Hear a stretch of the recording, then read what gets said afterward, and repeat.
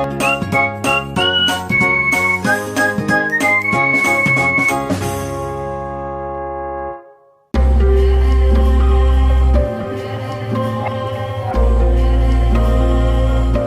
कहानी है नवरत्न ऐसे एकत्रित होते हैं। एक बार राज दरबार ने अपने ही एक सिपाही को आधा सेर चूना खाने की सज़ा सुनाई।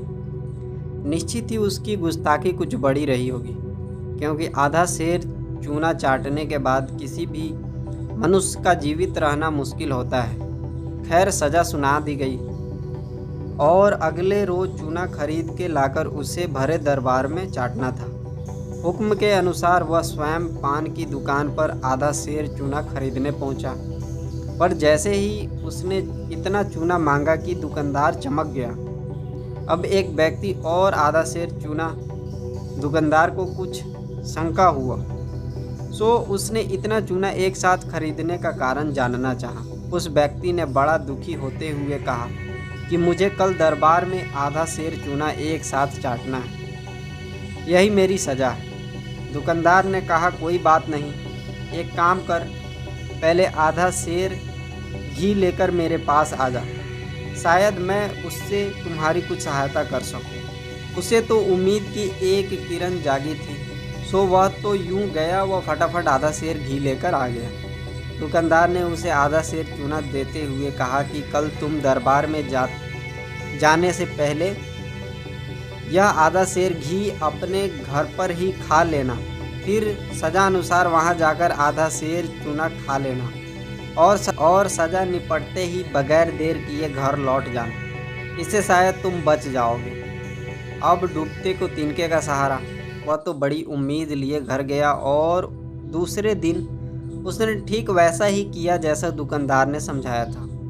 वह घर से आधा सेर घी पीकर ही निकला। उधर सज़ा अनुसार उसे भरे दरबार में आधा सेर चूना भी खा लिया। अब चूंकि चूना खाते ही उसकी सज़ा पूरी हो गई, तो उसे वापस घर भेज दिया गया ताकि घर वालों के साथ वह अपना अंतिम समय बिता सके। उधर घर पहुंचते ही उसने फट से सारा चूना घी के साथ उल्टी कर दिया। तबीयत में कुछ नरमी तो आई, परंतु सुबह तक सब ठीक हो गया। जब ठीक हो गया तो वह समय से अपनी ड्यूटी करने हेतु दरबार में भी पहुंच गया।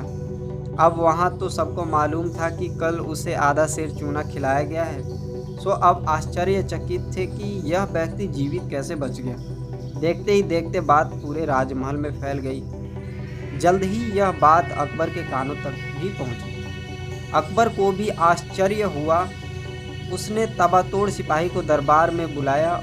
उसके आते ही अकबर ने उसके जीवित रहने का राज पूछा। उसने ईमानदारी से दुकानदार की घी चाटने तथा उसके पश्चात उल्टी करने वाली बात बता दी। अकबर दुकानदार की बुद्धिमानी और दूरदृष्टता पर आफरीन हो गया। उसने न सिर्फ तत्काल दुकानदार को दरबार में बुलाया, बल्कि हाथों हाथ उसे वजीर आजम के पद पर राज्यसभा में नियुक्त भी कर दिया। उस दुकानदार का नाम महेश दास था, परंतु अकबर ने उसका नाम बदलकर बीरबल अर्थात बलवान मस्तिष्क वाला व्यक्ति रख दिया। इतना ही नहीं, एक दिन राजा की उपाधि से उसे सम्मानित भी किया गया। इस कहानी का सार, अकबर का यही गुण हमारे लिए सीखने जैसा है। दोस्त, यार या परिवार अपनी जगह है, परंतु प्रतिभा से कभी कोई पक्षपात या रिश्तेदारी नहीं होती। प्रतिभा का बिना पक्षपात के सम्मान होना ही चाहिए। अकबर की तरह हर व्यक्ति अपनी दुनिया का राजा होता ही है और जीवन में प्रगति करने हेतु यह उसे की जवाबदारी है कि वह अपने चारों ओर बिना पक्षपात के प्रतिभावान लोगों का समूह बनाए। ध्यान रख लेना कि रिश्तेदार व दोस्त से तो सभी घिरे रहते हैं, परंतु जीवन में प्रगति वही कर पाता है जिसके आसपास प्रतिभावानों का जमावड़ा होता है। जीवन का यह सत्य भी ध्यान रख लेना कि दुनिया में कोई पूर्ण या परफेक्ट नहीं होता है, अतः प्रगति हेतु उसे हर हाल में अनेक क्षेत्रों के प्रतिभावान लोगों की ज़रूरत पड़ती ही है। और प्रतिभावान लोग ना तो पेड़ पे उगते हैं और ना ही वे पैसों से प्रभावित किए जा सकते हैं। यह तो मनुष्य की प्रतिभा पहचानने वाली आँख तथा प्रतिभा की इज्जत करने वाला हृदय ही होता है, जो प्रतिभावान लोगों को अपने निकट खींच लाता है। अतः आपको भी अगर जीवन में प्रगति करना ही है तो आँख हुआ ऐसा ही हृदय विकसित करना होगा।